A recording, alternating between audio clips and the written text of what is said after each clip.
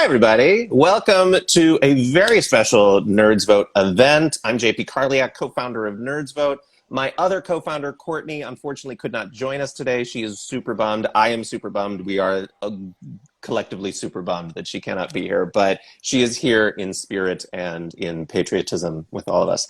NerdsVote is a voter registration organization that targets cosplayers, congoers, gamers, and pop culture fans of all kinds. We affectionately call nerds. In a post-presidential election world, we are trying to find some more niche targeted programming to keep you excited about voting in every election, every time, and staying involved in your government from a nonpartisan perspective, of course.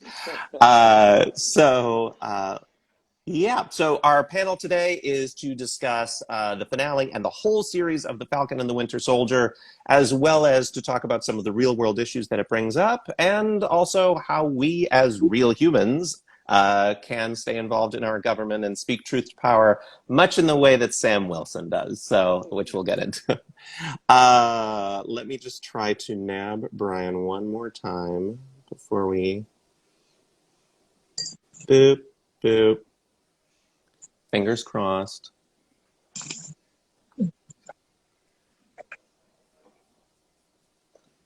So anyway, while we're waiting for our third panelist, we are joined today by some amazing folk. Professional nerd culture, horror, and gaming host from Something Scary, Nerdist, DC Daily, Fangirling, Collider Heroes, and a professional tabletop RPG player. We have Markeia McCarty. Hello. And we have Brian. Oh my God. Yeah. Sorry. I don't know what that was about. It's all good. It's trust. We when Courtney and I used to do the show last year and we would bring people on, sometimes we would be like, we are so excited to have the amazing, and it would just never happen. And it would just be us like, yeah. Well, I heard everything and I'm here and I'm excited. Awesome. So we have Markeia McCarty. Hello, Markeia.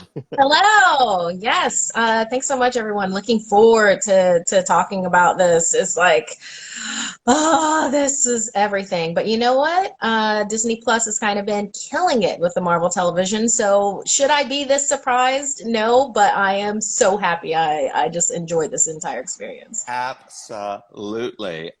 We also have he is a host, critic, writer, and content creator for the Outlaw Nation outlet. I love that name. And he does geekery, he does nerdery, he does politicery. He is John Rocha. Hello. Thanks for having me on. I'm excited to be on here. Good to see you again, JP. And Markeia, it's been a bit. Yeah. I know, Rocha. What? Collider Heroes, yo.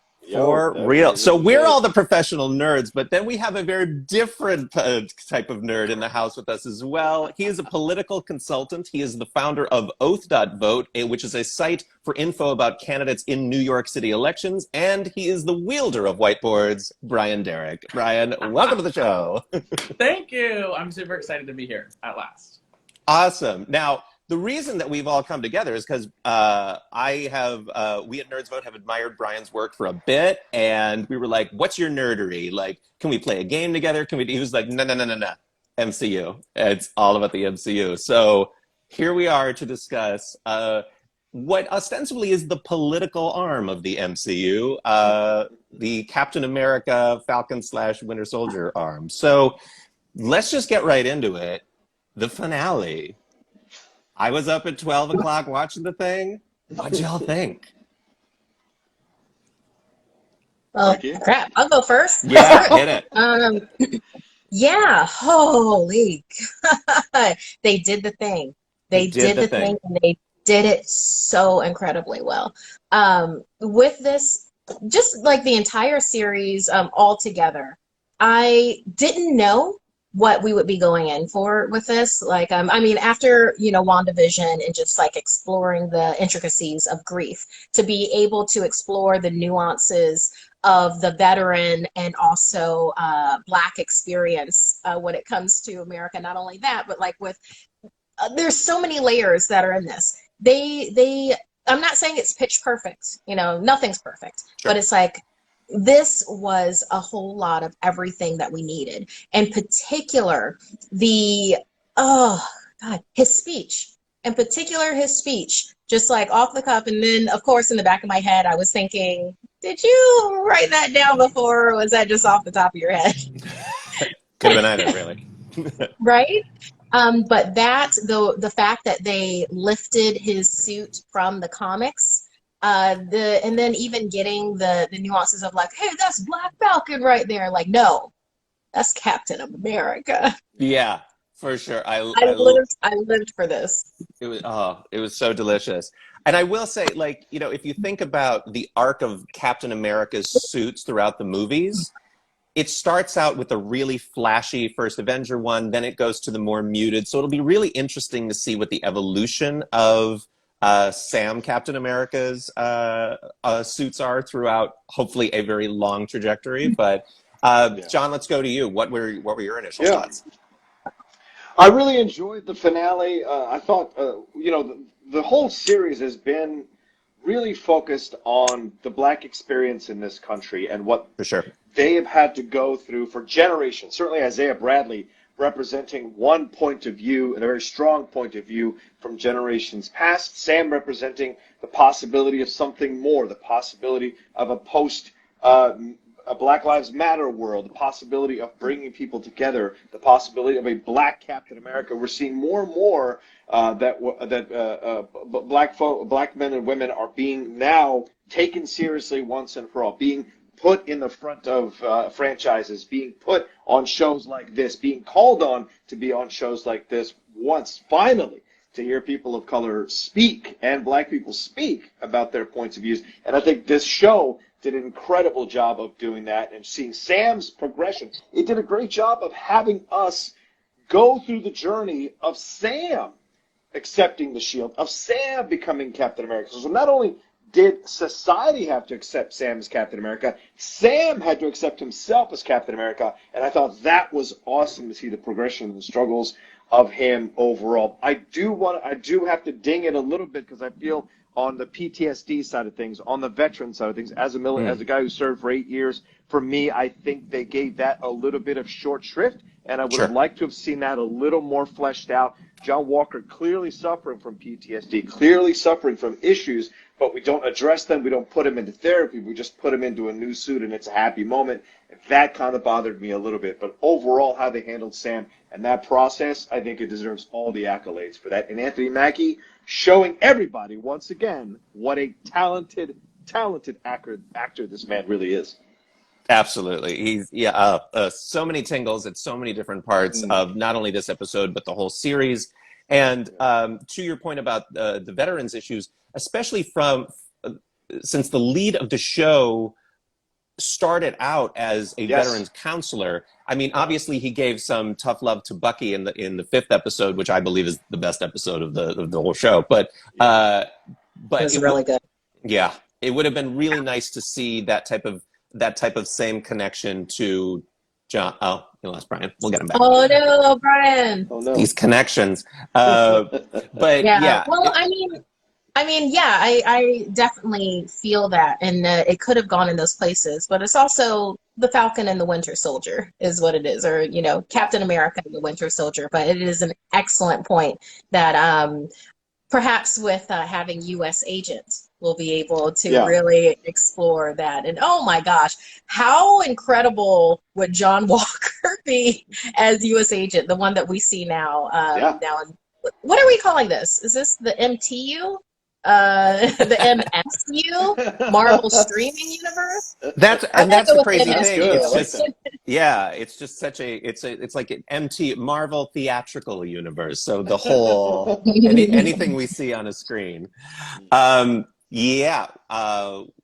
get Brian back, but anyway, back to the suit itself. I know it reflects exactly what the comics were expecting. I have a question though. How practical is that whole wraparound look thing? Like that, I've always wondered that with Gambit, who always has the wraparound thing. Is that practical? Maybe they got a neck thing, they just don't want anything so they're just oh, let's just do this. It's kind of like they somehow saw Batman. And I feel like as this show is, so they're That's a good idea. Let's do that. For sure, for sure.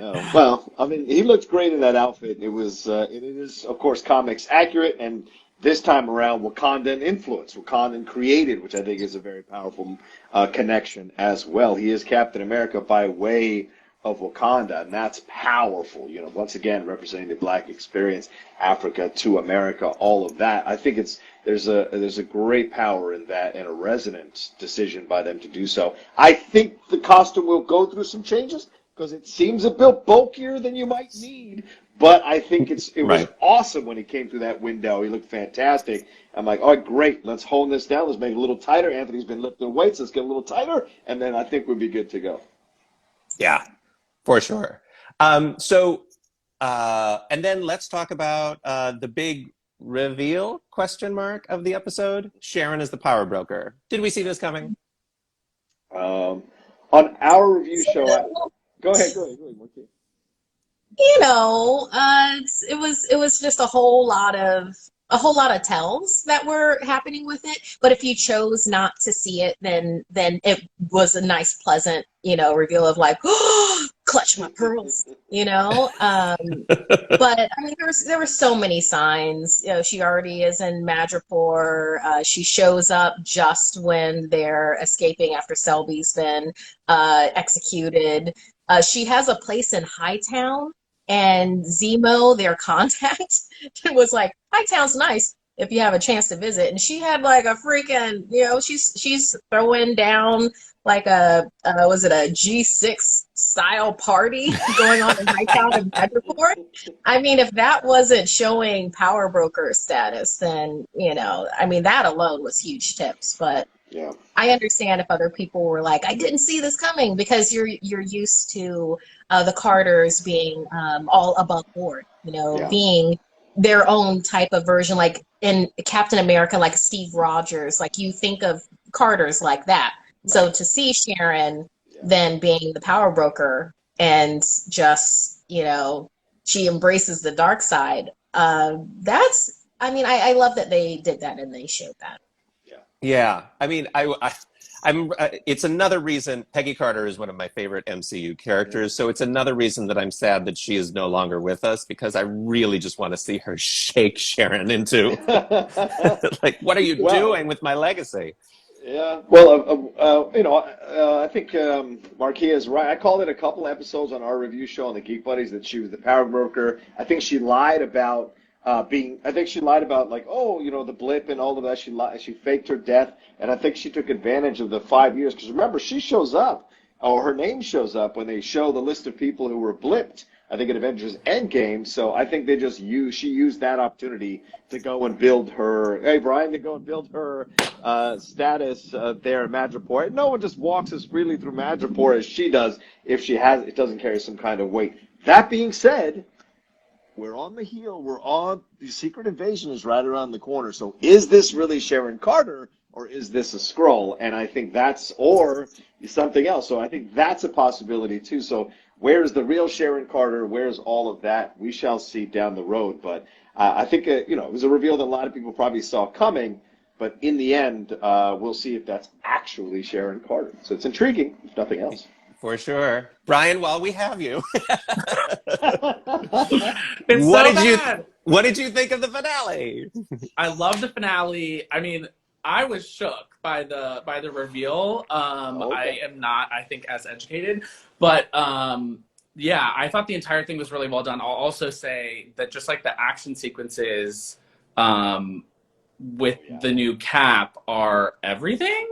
The combo shield and wings were giving me life. Just like on the most surface level, I was absolutely loving that. So I'm really excited to see what comes next. And I apologize.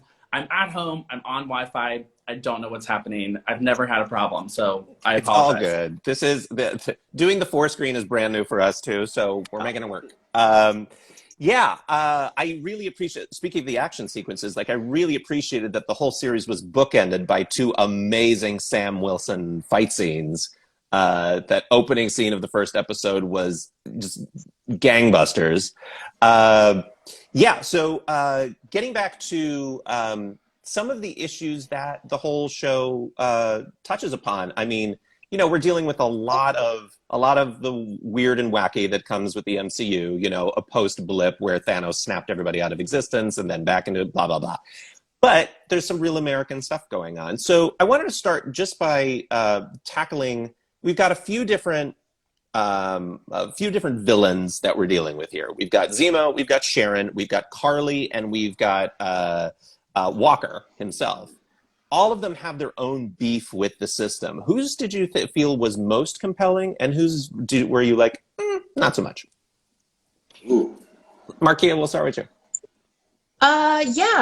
Carly's. I mean, hands down. I mean, her viewpoint and, you know, one world, one people, shaped the entire series. Mm-hmm. And then along with that, her character dynamic, her growth, which it can be called growth. She went from being more idealistic and having a type of, she was a bit naive with like ways of the world, and then overshot that and overcompensated into where she ends up taking out Lamar Hoskins without meaning to. And like Sam says later, you know, like a misguided teenager. You wanted Sam and Carly to have some time so he could talk her down. But her message did end up getting out there. The fact that Sam heard her, he listened. And that's what you need from a Captain America. Someone who actively listens and then puts those issues in from the dark into the light. Like with his speech where he was saying, we use all these terms. We say terrorist, we say thug, just to get to compartmentalize it in our head that it's okay to talk about people this way, because then we're calling them something other than people. So, I mean, just imagine that. I hate the term the blip, but whatever. Just imagine that. 5 years, the blip. I like the snap or the snapping. I like that. I'm always confused because I thought the snap was they went away and then the blip was their back. I don't know. This is what certain wikis tell me. What do I know? But in any case, just imagine that where you have a world that is decimated by the simple fact that we are used to things working at a certain population level and at a certain skill level, and then half of that disappears, and then you have to bring all of that together. You have to make that happen, and then when these people come back, you're like, oh great, thanks for your time, there's the door. It's like, no 100 million times no, that's not the way that it works, and that is not the way that you treat people. I mean, I probably would have been on the side of one world, one people, I'll be honest, and say this here. I don't like where it went with the GRC, where then hostages are taken, and you even saw Carly's homeboys like,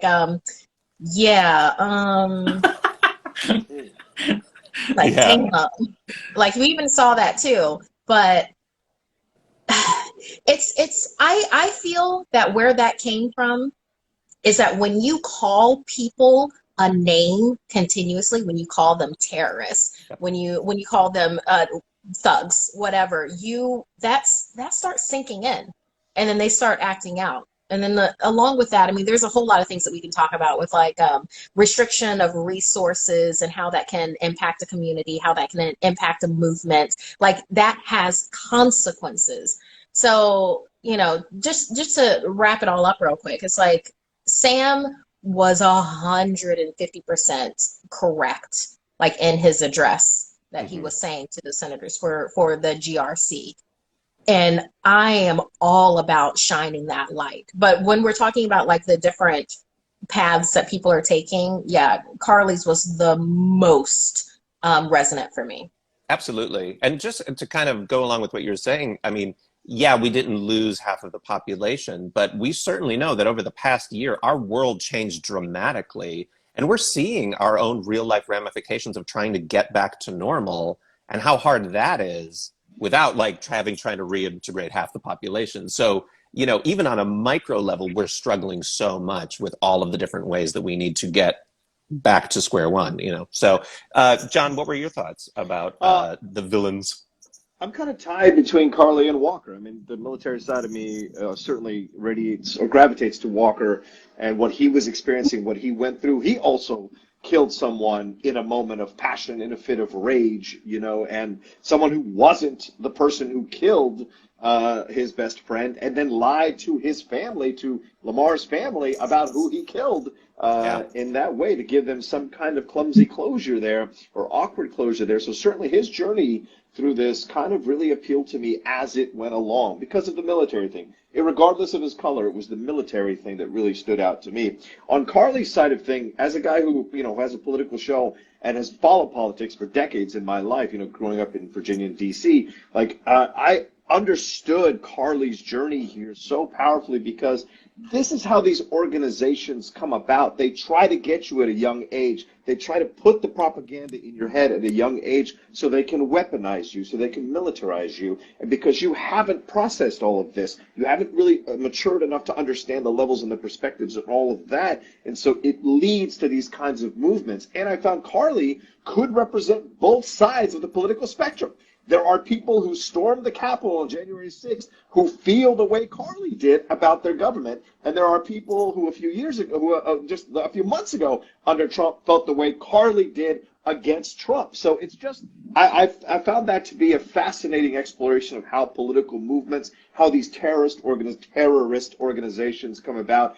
One person's terrorist is another person's freedom fighter. It was great to have that conversation. And Sam was almost there twice. Sam was almost there when they were having that conversation, I think in Sokovia, and Sam was almost there in this episode when they were fighting, trying to get through until Sharon Carter shot Carly. So there was so much of that I thought appealed to me politically in both of those characters that I think were brilliant and essential to bring out in this show. And I love where the MCU is going with this stuff. You know, they ding the MCU for cookie cutter or sometimes or paint by numbers type of vibe. But this show really took a stand and really put some issues out there that you don't usually see on screen when it comes to superhero movies. And I love that for it. Yeah, I mean, we're seeing it go in a lot of different directions. And I think to your point about Carly, you know, Captain America, whether we're talking about Steve or Sam, has fought against his own government at multiple times, both in the MCU and in the comics. So, you know, there's a sense of being a freedom fighter within this patriotic garb, you know, in and of itself, like fighting more for American ideals than for America, the government, and the institution. Brian, since we're into the political stuff, what were your thoughts about the villains, Carly, Zemo, all them? Yeah, I do think that they were presenting a much more nuanced idea of good and evil here, which I really enjoyed. I'll sort of upvote Markeia in saying, like, the language really matters. Compare this, I just watched, finally, the Snyder Cut, and a line stands out, Wonder Woman lassos one of the villains in the bank, and has him tell her the truth. Who are you? And he self-identifies as a terrorist. He says, oh, we're a small fringe terrorist group. And it's ridiculous because no one identifies that way. No one thinks of themselves I'm a villain. You know? Right, right. Yeah. And so I really liked getting inside Carly's head a bit more. And I guess the other thing I would say about it is I liked the modern feel to like the scene when she's in the park and she just pings everybody's phones and they stand up and come over to her, like, felt very 2021. And like exactly as we're kind of talking about the recruitment of that and how that sort of ideology is built and formed around groups. So yeah, I was really enthralled by Carly throughout. I think that she's a compelling character for sure. Absolutely. And then we have Carly and Zemo and Walker that have their own beefs with the system, of course, but then the person in the show that probably should have the most beef with the system, but isn't a villain, but is a forgotten hero, is Isaiah Bradley. Wow.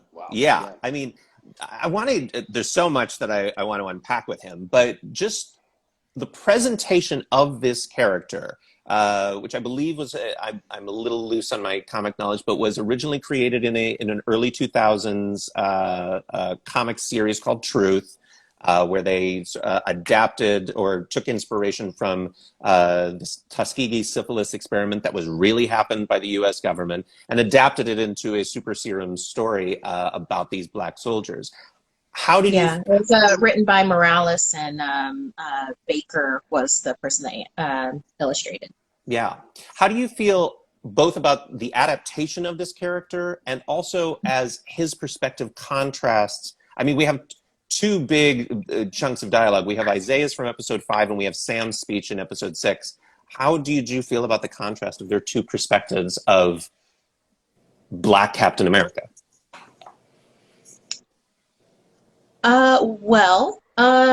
Okay. Well, they took some license with his story. I mean, it's very tragic the way that he's portrayed. And the Marvel streaming universe, I'm gonna just use that now. And that because like in the comics, he is not jailed as long. However, Right. He is like experimented on, and also with being like there's like a solitary confinement type of a thing, which mentally impacts him. Like he degrades to the point where it's when you treat people like animals, they become less than human type of a deal. They kind of counterpointed that with having him be in jail for 30 years. And, I'm just going to do a quick aside here. They obviously put him through a whole lot for him to age that much for those 30 years, because I'm just going to say melanin popping at all times. So that man went through some serious stuff for him to look that age, and everybody else who got the super soldier serum is looking as fresh as just about as fresh as time would allow. Mm-hmm. So just putting there for just that, that they really put him through some things. But with the way that they had him in this, I love that they had such a strong viewpoint from him, because his life experience was a certain way, and he has lived a very long time. And then to see the worst of humanity, to see the worst of his country, to have to live through that, even though he had literally given everything. He had given his life, and I'm not just saying that in like mortal versus death kind of thing. He gave his life with faith. Like with her, being pregnant with his child, like he gave that to them, and they just took it and kept on taking even more, and then treated him as a test subject, like you see in a later episode. I think it was episode 3 or 4 when they're in Madripoor, and what's his name, scientist Nagel is like, yeah, we had an American test subject, so that and I was able to isolate everything with that, and Sam even kind of addresses that. With Isaiah, I know that it would be tragic, but most things are, to get a spinoff of Isaiah's travels, of to have that. I mean, it would be raw. It would be raw to have this. I mean, we have it in a comic book form. To have it in some sort of way, whether it probably wouldn't be Marvel streaming universe, because like at this point, I think that they might go back into, if they want to get into a Black experience of things, they'll probably do more of a World of Wakanda type of a thing. Mm-hmm. Another comic series I recommend, written by Roxane Gay, by the way. Read it. It's amazing. I would love for them to do that before an Isaiah story. However, I think we could have, because everybody loves, well, not everybody, people enjoy war conflict stories, and then having those stories told. You could do that genre with an Isaiah Bradley story. Mm-hmm. Yeah. And then depending on where you want it to end it, you could have him coming back home and then just be like, and everybody lived happily ever after. Everybody got medals, which is not what his story is, but that is a possibility. I mean, raw in the truth. there already seems to be inklings that his grandson may be taking on the role of Patriot, which as is exhibited in the Young Avengers in the comics. So there may Yeah. be that may be a thread to get us Yeah, to no, I'm have sorry. that. I was thinking of Josiah, who is Justice, but you're right. Elijah is Patriot. Yeah. Right. So that might be the in to, have like, look, sexy action scenes and this whole sub story of his grandfather trying to educate him about, the real hazards of all of this. Yeah. Yeah. What Yeah, about? that Oh, was go the ahead, scene John. of the series for me, was Sam and Isaiah having that conversation where Isaiah like explained to him finally all he went to. And Markeia is absolutely right. They took some license, but I think they took the right kind of license in telling this story. And him talking about when you compare it to the Captain America story. And I'm revisiting these movies, the Captain America movies, and you juxtapose his story of breaking out, disobeying the orders, Mm-hmm. bringing back his fellow soldiers, his fellow brothers in the struggle who were injected with the stuff against their will, and he went and broke them out to save their lives because the brass was just going to bomb that POW camp. Juxtapose that with Captain America breaking the orders, pushed on by Peggy Carter to go and save the POWs, and he's met with a rousing, hand, everyone loving him to pieces. And so that's the story there, the black experience versus the white experience in this country. And I love that they've put it out there. And him yanking up his shirt to show the scars. If you've seen Ken Burns' Civil War documentary, you've seen those black and white pictures of slaves with scars on their bodies, and that stays in your mind. And when that moment happened, that's immediately what I thought. So there's so much power in the story of Isaiah Bradley. And I hope what you're suggesting, JP, may be the way they go, where they have him as a recurring character, a mentor character here for his grandson. So this grandson has both perspectives when he's operating out there as a future hero. So it was really powerful. I cried so many times. And also because Carl Lumbly is a damn good actor, ladies and gentlemen. Damn good actor. And it was great to see him again after seeing him in Mantis way back in the 90s. It was great to see him again be a superhero again. So I was very happy about that. Yeah, because I agree with both you and Markeia that like a future series feels almost necessary, because if they think that little corner of Smithsonian exhibit is going to cut it as reparations, like no. Right. They built that statue Totally. fast, didn't they? Yeah, not only did they build it fast, but like you're going to build a solid gold or brass or whatever statue of the guy, and you're going to put it in the corner of a museum, not outside. Okay, I have notes. Brian, what were your thoughts on Isaiah? Yeah, I agree with John that like that was the conversation of the whole series for me. I think a line that stood out is when they're kind of like in the heat of that moment, and Isaiah and Sam says, "You could have been the next," and Isaiah says, "The next what?" Like there was no before, and so yeah, I do think that it kind of brings up this concept, which is really timely. And I guess has been for some time now, about like justice and how do you make when something happens, when someone commits an atrocity like what happened to Isaiah, like how do you make that right? You can't, there is no justice for Isaiah. There's no amount of a museum that can be dedicated to him that would make it okay what happened to him and what was done to him. But I do think that what they're kind of exploring is, well, what can be done? You know what I mean? Like there will never be justice for what happened, but what kind of accountability can there be? And what can a next step look like with a Black Captain America with Sam to at least make things better for now for somebody. But yeah, I do think that it was an extremely powerful dynamic between the two. I hope that we get to continue to see that. Yeah, it was. Yeah, I really enjoyed it. I think that. Oh, volume went out for a second. Yeah, I think Oh, it's okay. I think one of the great differences between Sam and Steve is that even though Steve, like through his actions, would fight against, injustice and when power would, when people in positions of power would take too much, he was often like quieter. He spoke through actions, not just words. And I love that Sam is actually like getting in people's faces with with what they need to hear while there's cameras running. Smart move. I appreciate a Captain America that is working in both word and deed on what needs to happen.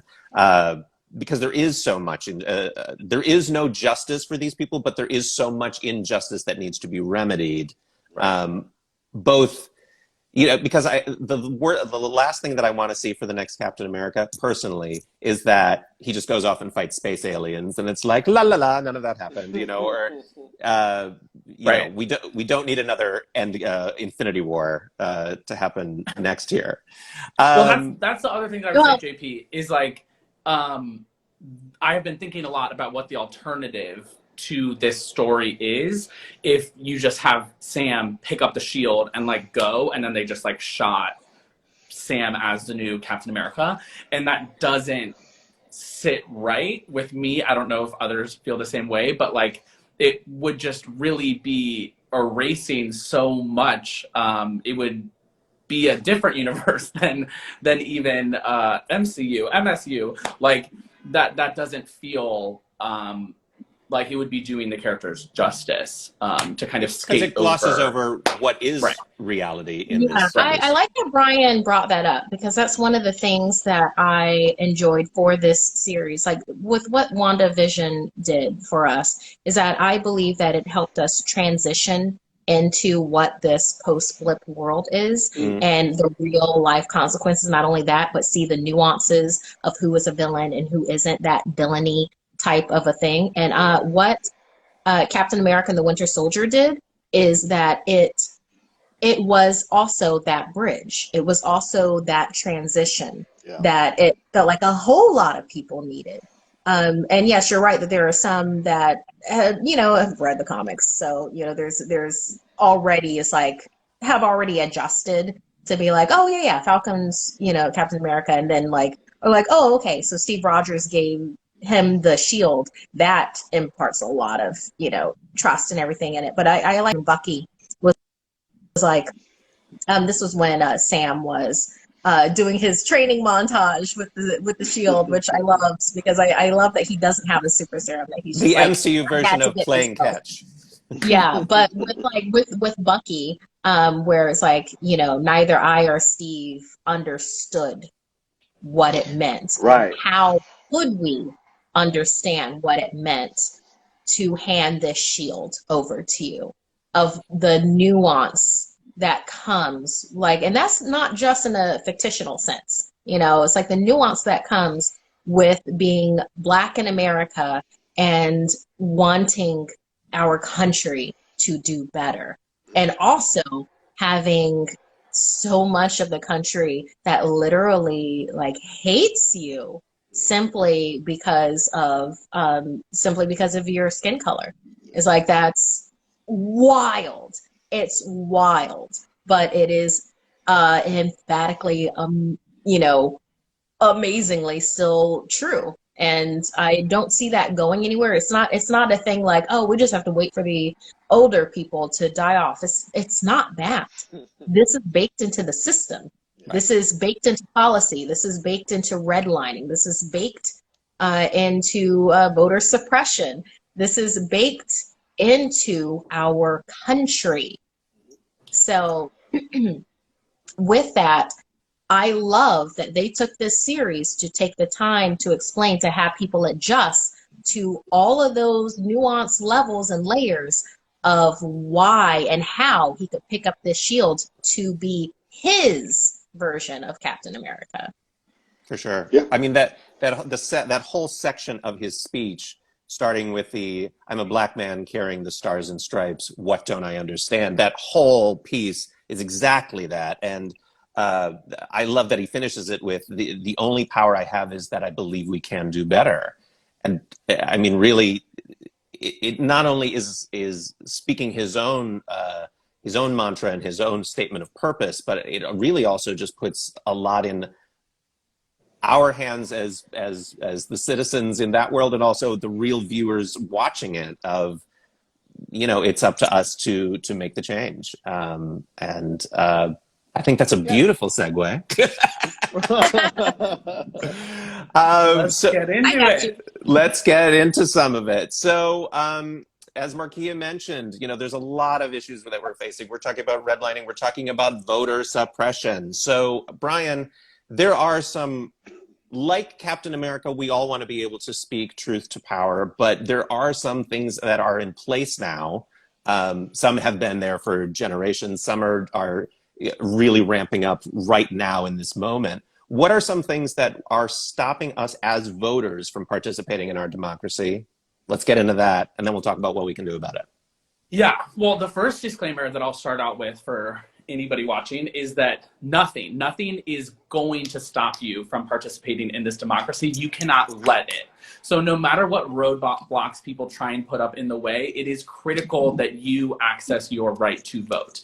In terms of what those roadblocks look like that are currently being constructed, there have been more than 360 bills introduced in 47 states that will in some way, shape, or form make voting harder for people.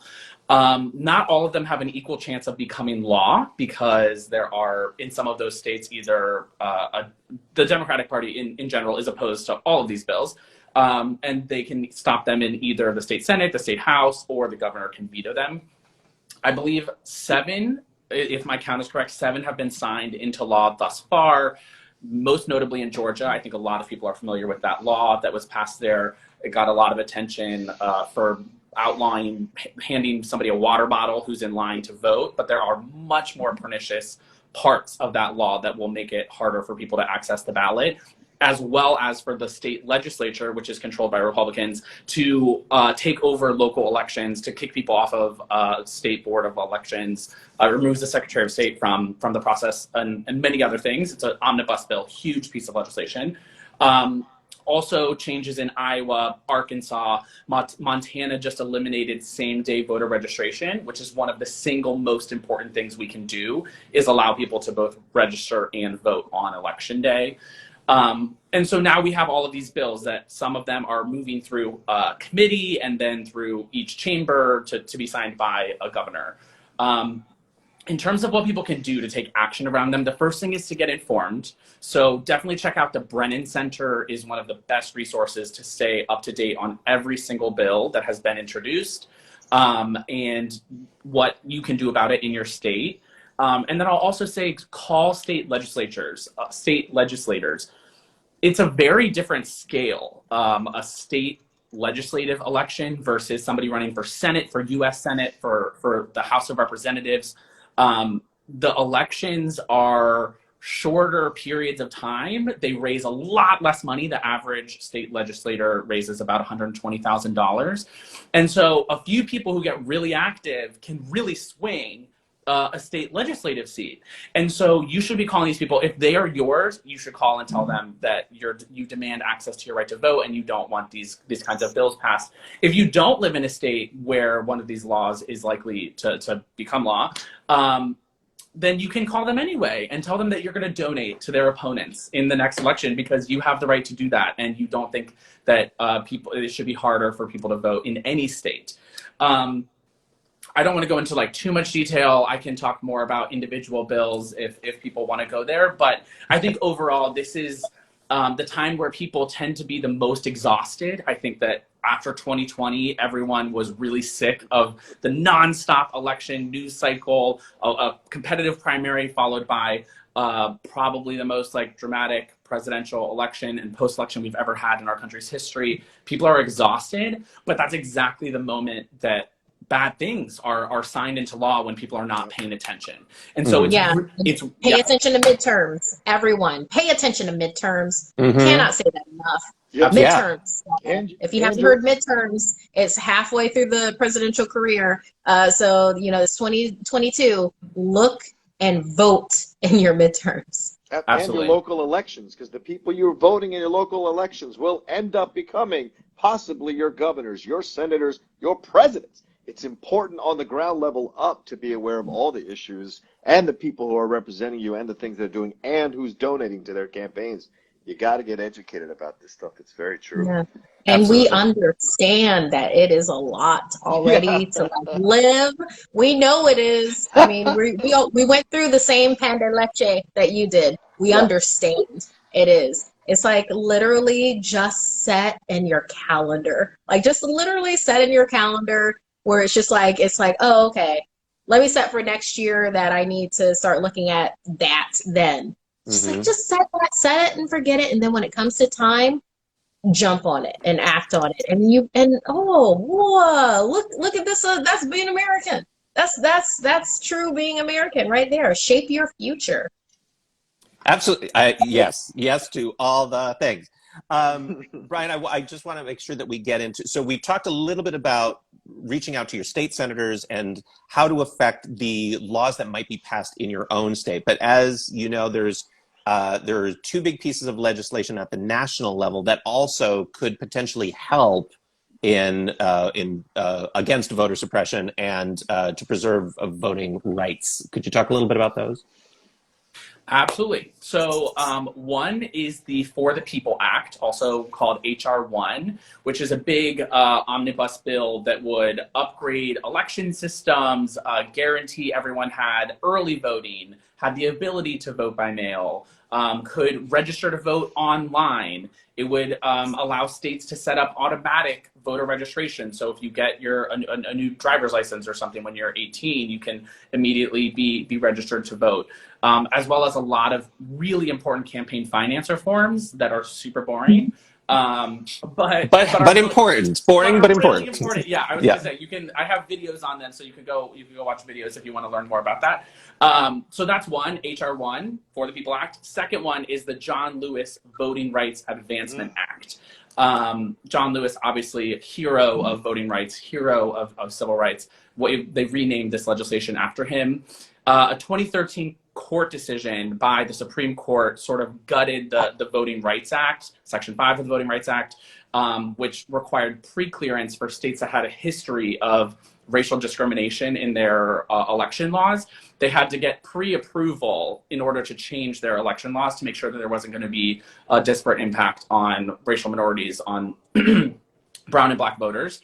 And so this piece of legislation would restore the Voting Rights Act to its full power with a formula that would apply across all 50 states and basically enable the federal government to make sure that no states were tilting the rules in their favor, so to speak. Sure. Yeah. So for anybody who has not reached out to their, where both of those bills are in the Senate right now, correct? Or no? Both have been passed by the House. I believe the John Lewis Voting Rights Advancement Act has already passed twice. I believe it's already been passed in this Congress as well. And it's an uphill battle in the Senate, exactly. So we should be calling senators. Great. So for those people out there who have never reached out to one of their elected representatives before, what should they do? Yeah, it's so much easier than it might sound. I know that it might sound intimidating. All millennials and Zoomers, and I think Gen X too, hate talking on the phone. We'd rather text, which there are text options too to reach out. But it really is as simple. Phone still works. It does, and it's really important to be calling. So it's one number you can call the Senate switchboard, ask them, you'll tell them where you live, they'll connect you to the right senator already, so you don't even need to do that. And you're really just telling them, pass the For the People Act, pass the Voting Rights Advancement Act, HR 1, HR 4. And you can advocate for those. Use your own personal reason. It doesn't need to be eloquent. You can just say, like, I'm for voting rights, I want this done, or tell them your own personal story about why voting is important to you. Awesome. That's all of that. And the one last thing that I wanted to talk about is, as far as bringing more diversity to our government, it does start at the local level. And we know that if we want people to be able to if we want underserved populations to have more rights and representation, then we have to elect people who are within those communities. So Brian, what are some ways we can do that?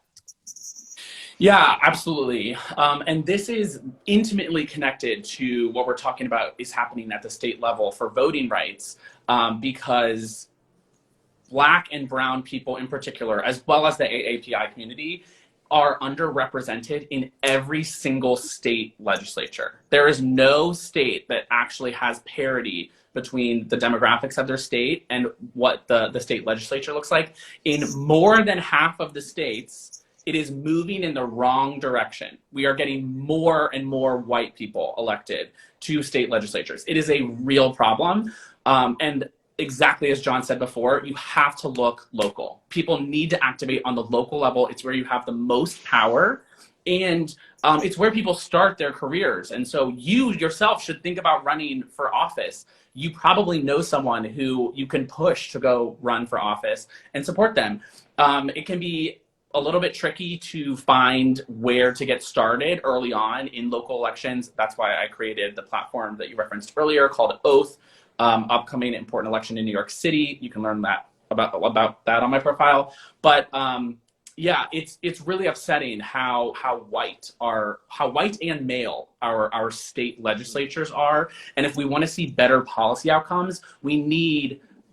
It's exactly, oh, wow, I'm going to go all the way back. It's exactly what Sam was talking about in the show. It's like, who is at the table? Who is in the room when you are making those decisions? Yes. Because I'll certainly tell you that they did not have the millions of people that they were trying to remove from their new homes in the room. And I will also tell you that legislatures who are trying to pass laws to end souls to the poll didn't have Black churchgoers in the room when they were making those decisions.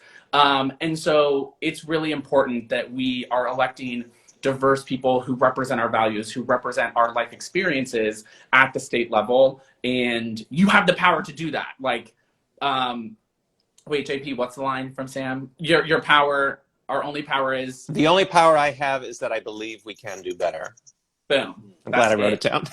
Thank you. Yeah, I mean, it even also as a queer activist, with so many anti-trans bills that are passing nationwide, we know very well that there were also not trans people in the room when they, and I was listening to an amazing podcast about diversity and inclusion and equity and inclusion initiatives, and how the only way that they're successful is if we have the people that they affect in the room. Having the people up in the boardroom like listening to a presentation isn't solving it. You need to have everybody, like the admins, the janitors, everybody who works in the company at all levels in the room being able to talk about how it's affecting them. And that's true of our government as well.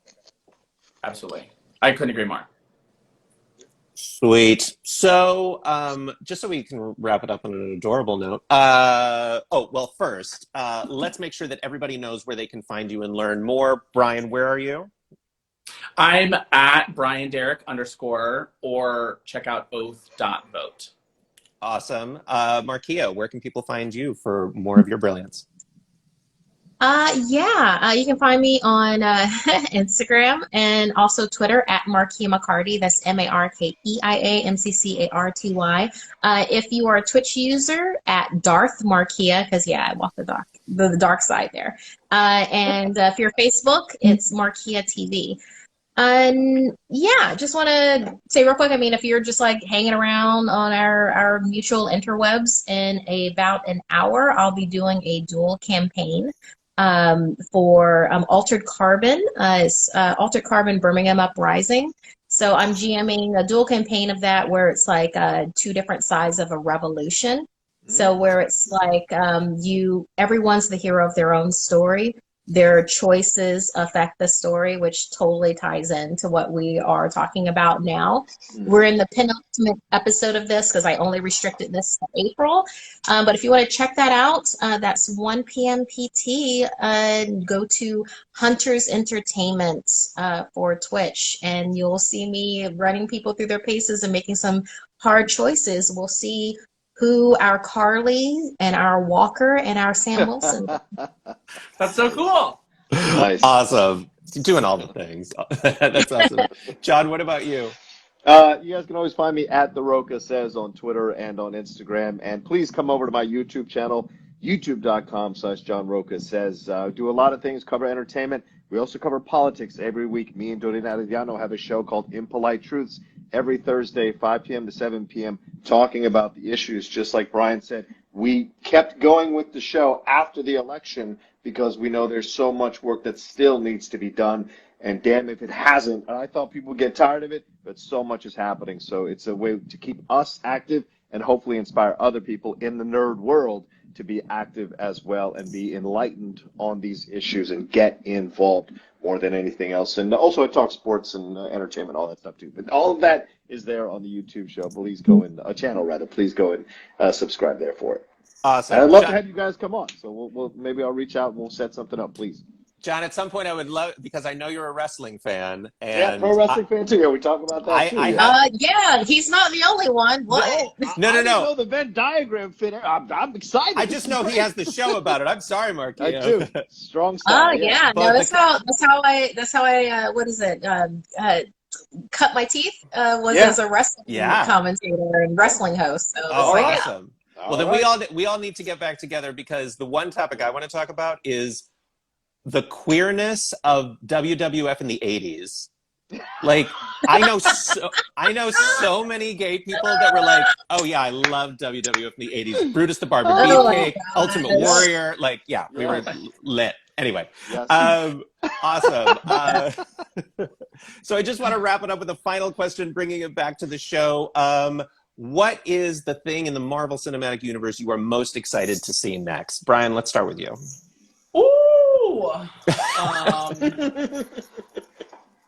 I'm gonna. Let me start with me. My answer: Shang-Chi. I cannot wait for Shang-Chi. Yes. I'm gonna say She-Hulk. Ooh, okay. Yeah. Mm-hmm. Good one. Markeia, how about you? Gosh darn it.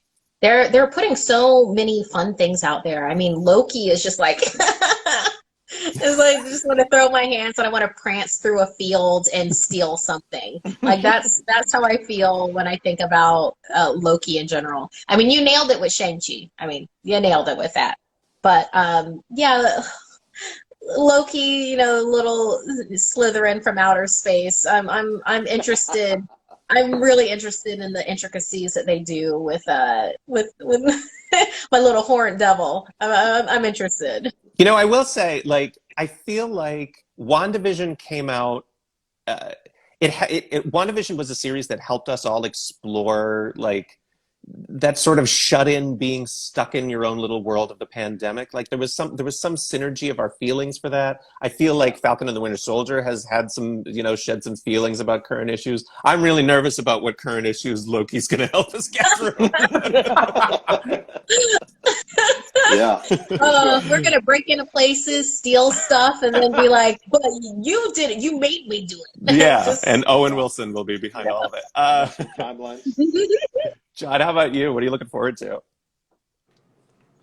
Oh, Moon Knight. Okay. Moon Knight. Oh, sorry, it comes up in reverse. I had to be like backwards. Yes. Oh.